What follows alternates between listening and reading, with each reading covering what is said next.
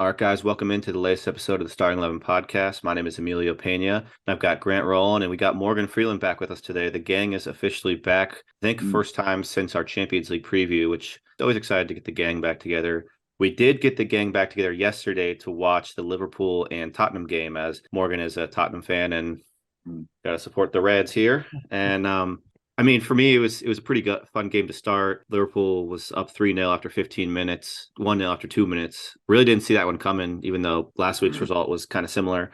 It was not the most entertaining first half, but Spurs did fight back, leveled it in the 93rd minute to make it just this incredible emotional ride. And then in typical Spurs fashion, about 60 seconds later, Jota puts one in the back of the net to make it 4-3. And getting into some of the details, though, maybe around like minute 70 or so, it kind of got out of hand. There were some calls, just a whole lot of everything going on. The one I'm thinking of specifically is Diego Jota was like trying to clear a ball, and then Oliver Skip kind of like jumps in. He kicked him in the head. So straight up. could have been a red card. Could have Probably been would a have red card. probably would have agreed if earlier in the game Skip himself didn't get a yell. If he would have gotten a red for the foul he had on Luis Diaz, I'd agree Yeah. more because that was a little bit brutal. But obviously, kick to the head is probably more brutal. So that's the reason I'm going to say I wouldn't have mind. But if Skip would have been sent out earlier, then I would have had no problem with Jota. That kind of goes along with the whole officiating thing. But yeah, it was a really fun game. Morgan, we'll get to you, of course, as a Tottenham fan. But Grant, as a casual, not casual, but Neutral.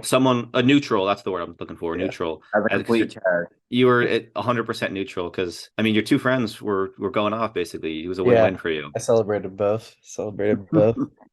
But no, like you said, it was super entertaining, even more entertaining to be there with the boys who just so happen to be on both ends. Liverpool, if I'm a Liverpool fan, real excited. They look like previous year's Liverpool. Probably would have been nicer to have that earlier in the season, but they're back. Klopp got through this seventh season slumber or whatever they're calling it. Liverpool fans probably really happy that he wasn't sacked when they were going through their troubles. But you can't do that. He's a world-class manager. I'm glad they stuck with him. The team looks like they're gelling really well now. Gakpo looks like he's taken over that central role. Darwin coming off the bench. Diaz is back, kind of getting over this injury hump, which was really nice. And started the game, you thought, obviously 2 minutes in, you're like, uh-oh, here we go. This is Newcastle back-to-back weeks. But if I'm Tottenham, I'm really happy with how they fought back into the game, but at the same time, I'm kind of mad too. Like, where is this the other 90% of games? Where's the fight back? But overall, like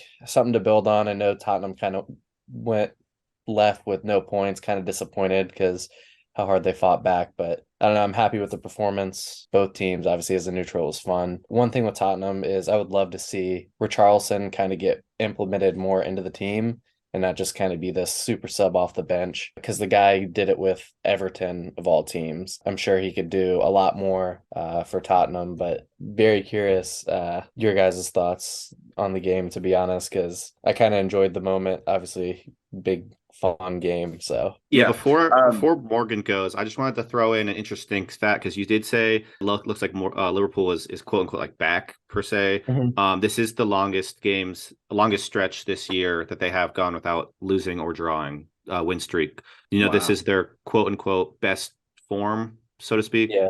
But having said that, I'll give the floor to Morgan. Yeah, it obviously was a very enjoyable game to watch from a Tottenham perspective. Not so much in the first half, but like Grant said, in the first half, it kind of seemed like it was going to be a Newcastle part two all over again, which, something that we just have to do is clearly we need to just have a complete defensive overhaul. We need to just completely get rid of our defense and get a new one in. Of course, Pedro Porro, he's a good right back, but he's not a great defender. Of course, our center backs are just complete garbage, except for Romero. But even Romero, sometimes he makes really goofy decisions and leads to him getting a yellow or even sent off a lot of the time. But yeah, it was amazing to see them fight back and tie it up at the end, even though Jota ended up stealing all 3 points like literally 30 seconds later. But yeah, that's just something that we really haven't been seeing much this season is the fight in Tottenham to actually come back and continue to try to grab at least a point when they're in a position where it's clearly going the other team's way.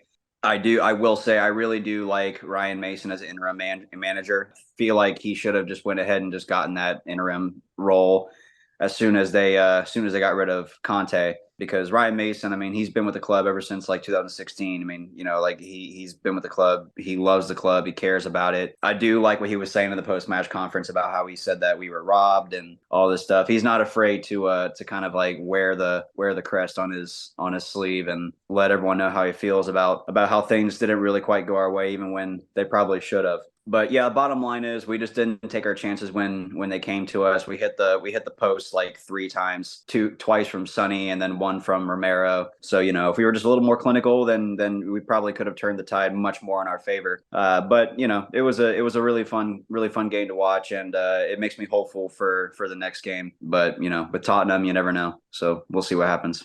Yeah, that's very, very well put. I definitely agree with you on what you said about Ryan Mason, because in between the Newcastle game and the Liverpool game, they played United and they were down 2-0 at halftime and were able to fight back and get a point out of that. And while Morgan, I know you're not on the whole train, like Tottenham needs to get top 4, Tottenham needs to get Champions League, you're kind of just ready to turn the page. Like, it is definitely encouraging to be able to like come back and be competitive and still just giving the fans something to watch, because like those, like, I don't know what point in the game it was, but they showed fans in the stands leaving early, but the ones that did stay, In like the 20th minute. Yeah, very early, if not sooner. The ones that did stay, like they got a treat at least, like obviously they didn't get the win, but something they'll remember for a while at least. And yeah, I don't know whether or not he'll get like a shout at being the full-time manager, but who knows? Like if Tottenham can finish strong, then maybe it might be worth giving him a shot, because the new managers don't always need to be some kind of like manager who's proven something at this club or that club or this country or that country. Like sometimes you just need to give a guy a shot, and maybe he's the guy. If not, then guess you restart that process.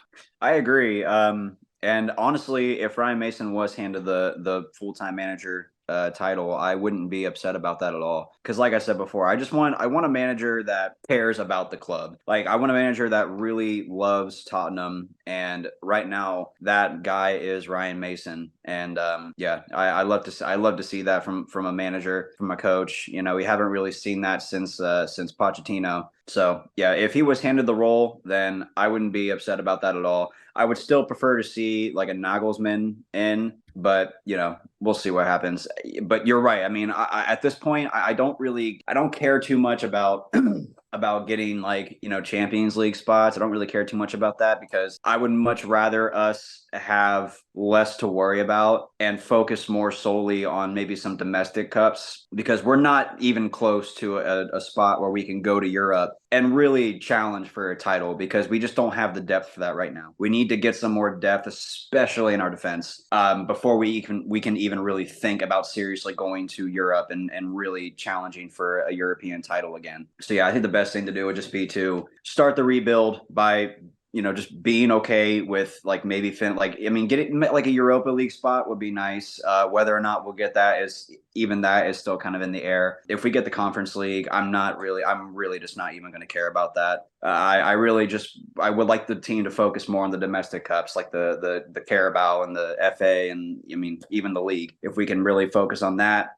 and maybe even get to number 2 again, that would be something that I could really that would mean more to me than getting a Champions League spot. I was going to say, back to Ryan Mason, I would definitely give him a shot, especially if, like you guys said, he finishes the year like really impressively, gets Tottenham into like those European spots, whatever they are. But I think from just listening to Morgan and kind of watching Tottenham, like over the years, the thing Tottenham, I feel like from what it sounds like, needs most is like a complete like fresh restart. And when you're hiring managers like the Mourinhos, the Contes, like potentially Nagelsmann in the future, you're really not setting those expectations as restart, because those guys are like win now, like veteran coaches. Even Nagelsmann is young, but just like the ones he's managed, Ryan Mason, like expectations ease down completely.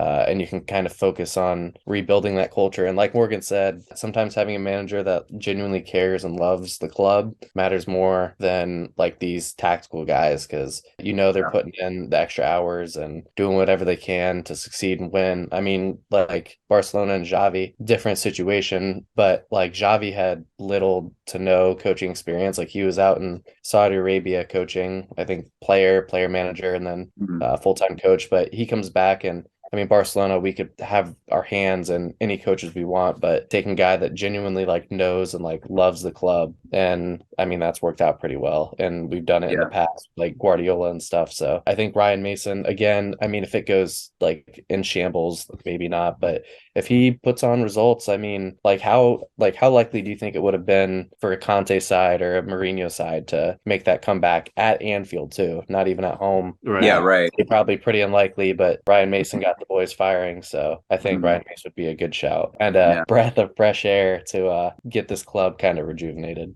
Yeah, and you also mentioned the culture too. I think that's something else that Tottenham's been lacking severely lately, is just like I feel like we kind of just forgot who we are, Like I feel like with ever since we really had like Gareth Bale and we were seriously kind of like starting to get to like pretty far in cup competitions, like semifinals in the Carabao Cup and quarterfinals in the FA Cup, and getting really deep in these competitions, especially after we won the Carabao Cup in 2008. I think it kind of inflated the egos of like not only the club itself, but also the fans. We started to think like, okay, so here we go. We're finally like back on track. We're going to start winning more stuff now, more and more and more. And then those expectations never dwindled. Or I'm sorry, the expectations never match the level that our club was actually at. And this isn't me even like dissing Tottenham. I'm just saying like I think it's better to just like focus more on where we are at truly. I don't think it makes a lot of sense to put us on the same level as a Real Madrid or a Manchester City, because those teams, like I said before, they have like the caliber and the depth of squad to go and actually make a good fight for those titles. So with Ryan Mason in the squad, I think it would really, really help rebuild that culture that I think we've kind of strayed away from. And that would probably do more good than I think that would do more good in the long run than winning any trophy in the short run. Yeah, absolutely. And like to that culture, I mean, like you have to acknowledge, again, not that it's a bad thing, because small clubs have gone on and done great things and have had historic runs, but like historically Tottenham's not as big as like the Manchester Uniteds, like the Liverpools and stuff. And that's again not a bad thing, but like you do have to acknowledge that. And I think like making that Champions League final, and like you said, going deep in all these competitions or whatever, there are clubs that are like just so massive, like globally, like how big Man United is, like they're able to just bring in money. Like that's kind of what it comes down to. They can build these squad, bring in rotation players. They have the histories, the kids in like Brazil that want to go to Spain because they love these clubs. Even if it's like a backup role, they can afford to do that. And that's just part of the game. Tottenham, like obviously big club, but just not to that pedigree. Again, not a bad thing. I don't want the Tottenham fans coming after me, but like Chelsea sometimes fans is fine, but Tottenham is where you draw the line, huh? yeah. Well, they hate my boy Christian Pulisic, and I can't allow that. But like you see like the Ajaxes like over in the Netherlands, Feyenoord's about to win the league. Ajax like kind of got picked apart, but like they kind of come in cycles, and if Tottenham can like consistently do that, I mean, like go have a stretch of years where you're like really competing, then take a down year to like kind of reassess, rebuild. Like I feel like that kind of has to be acknowledged of like the plan of what Tottenham kind of has to prepare when they look at like what they want to be doing in the future. Again, like not every club can be massive. I think, yeah, it's just like a hangover of like all that success, and they're like kind of grasping, trying to stay there, when sometimes a step back is probably the best thing you can do. Like revamp for like a year or so, like come back super strong. Moving on though to Manchester, they officially took the lead for the Premier League from Arsenal, especially after that 4-1 beating they gave Arsenal midweek, which was not really close in any aspect whatsoever. No, it was not. With the 2 games in hand, do you guys think that Arsenal have with the 2 games in hand, do you think City will hold off Arsenal for the rest of the season, or is there any shot you give Arsenal to come back and win? I think at this point, the title is firmly in City's hands with the form that they're in, especially with the De Bruyne and the Haaland partnership. Yeah, I can't see them dropping any points the rest of the season. If I'm being completely honest, I can definitely see Arsenal dropping like at least 3 more points for the rest of the season. But I mean, it's you never know. I mean, Arsenal could buckle down, and if they get lucky, if City, it really just depends on if City drops points, and I just can't see them doing that. So you give them like a 1%? I mean, I give 0.5? Arsenal like a 20% chance. Wow. Yeah. Okay. But I mean, 20% is not much. Right. In grand Yeah. scheme of things, it's really not that small, or it's not Yeah. that large at all.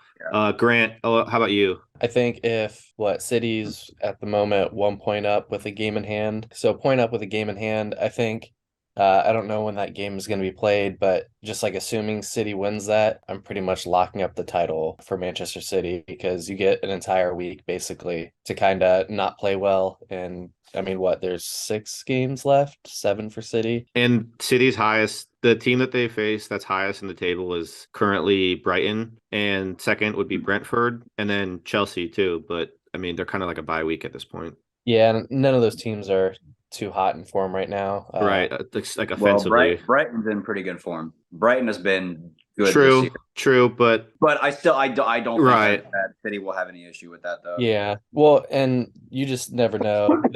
Everyone can have like an off week. The Champions League is going to take a lot out of City. That's kind of like the hope. But as long as a City team, like there's no crazy injuries to like a Haaland or De Bruyne, I give Arsenal probably like Morgan said, like a 15-20% chance of potentially winning the league. Because I think even if they end up tied at the end of the year, City take it. Yeah, it's goal differential. Yeah, and like Head to head. Yeah, they won every matchup. So yeah, so the chances, I don't know what Arsenal's remaining schedule is, but I think it is harder than City's. Yeah, I just don't see City kind of dropping points. And even if they do, Arsenal like maintaining and kind of winning out because like their form hasn't been too hot either recently. They still have Newcastle and Brighton, which could easily be losses the way that they've been playing. One more question regarding Manchester City and Erling Haaland, that is. He tied Alan Shearer's record for most Premier League goals, not counting the era, because Mo Salah had like the 38 game season era record or whatever it was, and he broke that the previous game. He's probably going to end up just breaking the record altogether. Yeah. Do you think, like, I'm trying to ask like what his peak is, but I'm trying to also ask like how many Ballon d'Ors, if any, do you think he'll end up with? I could see him getting I definitely can see him getting at least one. Now, follow-up question before Grant goes to add on. If Manchester City wins the treble this year, FA Cup, Champions League, and the Premier League, what shot do you think he has at winning the Ballon d'Or this season? That's a good question. I do think that if that is the case, if they do go on to win that treble, then I feel like Haaland will probably have the best shot of getting the Ballon d'Or. With the scoring record broken too, like yeah, of course. It's just a perfect storm. Yeah. I mean, unless they want to just give it to Messi again, because we all know how Lewandowski had that season where he broke Gerd Muller's record. And they didn't give it out at all that year though, so that's kind of like a little bit different. That's right. Yeah, but everyone kind of acknowledges that. Yeah. It would be nice for him to have that trophy in his hallway. Yeah, for sure. But yeah, I could definitely see that. I could definitely see the Ballon d'Or going to Haaland for that. And then with how young he is and just how good he is, I can definitely see him getting at least another one. So I would say minimum of 2. Yeah, it'll be nice. Before you go, I'm just gonna chime in real quick. It's just gonna be nice because for the longest time we had that stretch where like Ronaldo and Messi were just playing hot potato with it. So and then there was that one year where Modric got it, but like it'll just be nice to see kind of like some parity as far as winning that award. I'm sure Mbappe will probably be in the running for years to come. Vinicius. No. Grant, you never got to answer though, so I'll let you answer. It's really hard, even as a Messi fan, to say that Haaland wouldn't deserve it. They do pull off the treble. With everything he's done this year, it's honestly been incredible. And I mean, for years, well, maybe not there's a couple years, like the footballing world kind of was like, all right, like now we're going to be on this hangover of like no Messi and Ronaldo, but I mean the Haalands, Mbappe's, Vinicius has like filled that in pretty incredible. But I kind of agree with Emilio. Like I'm excited to see like every year there's a new kind of Ballon d'Or winner. It's not kind of in between just two guys constantly. Hmm. The most we But got was just the random like Griezmann or like Virgil van Dijk nomination. Yeah. yeah. And it was weird. The transition kind of was like it was best individual performances. Like even when like Messi maybe wasn't winning a ton of trophies that year, like purely off of goals and individual performance, he was getting the Ballon d'Or. And now it seems like the amount of like team trophies you're kind of winning is factoring kind of heavy into that because like Benzema last year, they won what they traveled. No, we I think we won the Copa whatever. They won Champions League in the league.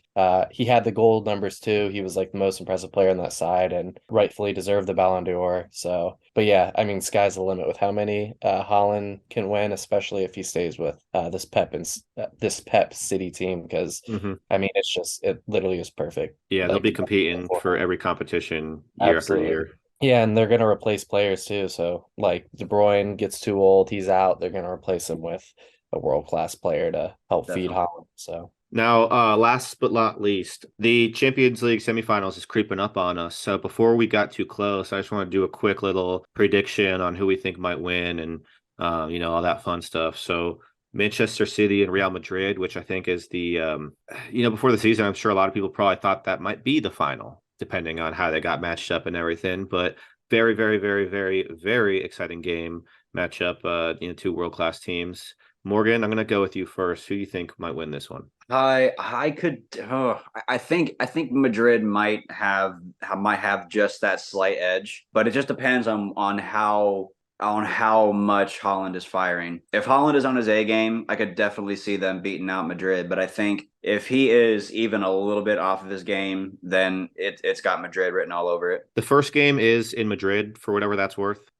So yeah, I could see the first game ending in a draw, and then I could see Madrid stealing it at the or Etihad. Before I let you go, Grant, I'm just gonna go ahead and agree with him. It's so tough, but like the reason why I think Madrid might win is all those intangible things that you can't really measure. Like you can't measure like the goal output or like the possession, or you can measure all that stuff, but you can't measure like the heart. Not saying that City doesn't have heart, but like we've seen Madrid in this situation several times last season alone. yeah, the So experience. yeah, from that raw experience and just veteran leadership and just ability to not quit is why I'm gonna go with them. And the whole choking Pep thing that we keep talking about. I'm just gonna pray that it happens. Yeah, That's yeah. fair. I think Madrid go as far as like Vinicius and like the Luka Modric, Tony Cruz midfield can take them. Cruz and Modric getting kind of old, but they've shown they can still put in some incredible vintage performances in there. And then as far as Vinicius goes, like I think that attack goes through him. They don't really have a right winger. Rodrigo sometimes plays there, but seems like he's better fit like in the middle. So he comes off the bench. So, but I mean, the kid has an incredible goal scoring record in the Champions League. So what do I know? I think it's going to heavily rely on those guys to kind of get it done. And that's not out of the realm of possibility. Those are absolute world-class players. So I think this is the tougher of the two to pick, but I think City gets it done purely based off like current form, how they're doing. It seems like they're peaking at the exact moment, and they got some key guys coming back at the perfect time. I think Foden was on the bench for their game this weekend, so very healthy and in really good form. Yeah. Mm. And it's not like he was injured or anything. He had like his appendix removed, I think. So it's not like he's coming off some like leg injury Yeah. where he's got to be, second guessing himself or anything. But Mm. we're gonna move on to the Milanese derby, which is just Mm. nuts to me that we're getting that. Yeah. Obviously none of us are the most avid Serie A watchers. We're not sitting here watching every single game or anything, but we follow it enough where we can probably make an informed guess here, and that's what this is a guess, and I'm purely going to guess. I'm going to go with AC Milan just because of the raw talent, speed I feel like they have. They're not as consistent, but like when you got someone like Rafael Lau and like Teo Hernandez and everything, like that counterattack can be deadly, as we saw against Napoli. Yeah, I'm gonna have to agree. I think AC Milan will have that edge.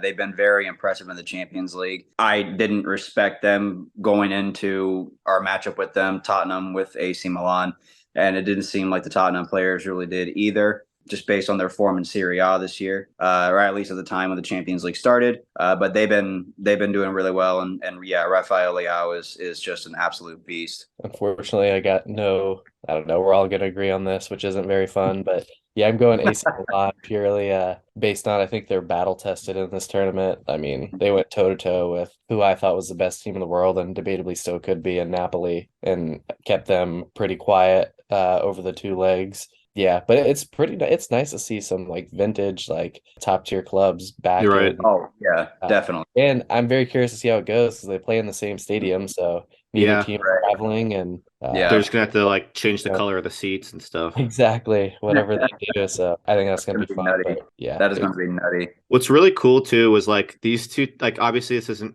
like impact the Champions League, but they're both sitting with 57 points in Serie A. So like as Hmm. far as like league form goes and everything, they're pretty similar. even. Yeah, Yeah. Inter isn't in as great a form because they have 2 losses in their last 5, while Milan has 2 wins. But like still, and going back to the Napoli thing, AC Milan beat Napoli 3 times in a month. Two different yeah, competitions, but 3 times in a Mhm. month. That's impressive nonetheless. Yeah. sure. Very impressive. Having said all that, I think it's going to do it for us this week. We're going to have to keep track of those games next week and some games throughout Mhm. this week. And, we'll come back to you next week. All right. Thanks, guys. Thanks.